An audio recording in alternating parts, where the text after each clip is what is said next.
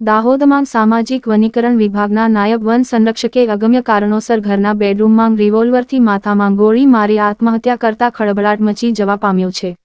દાહોદ જિલ્લામાં 2017મી IFS Indian forest service તેમજ સામાજિક વનીકરણ વિભાગના નાયબ સંરક્ષક DCF તરીકે ફરજ બજાવતા રમેશ પરમારે આજરોજ વહેલી સવારે કોઈ અગમ્ય કારણોસર ઘરના બેડરૂમમાં તેમના પાસેની રિવોલ્વર વડે માથામાં ગોળી મારી આત્મહત્યા કરી લીધી છે.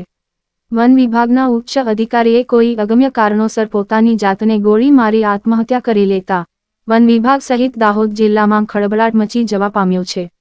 નાયબ વન સંરક્ષક રમેશ પરમાર ગઈકાલે ખજુરિયા ખાતે ગયા હતા, જ્યાંથી મોડી રાતે જમી પરવારીને ઘરે આવ્યા હતા.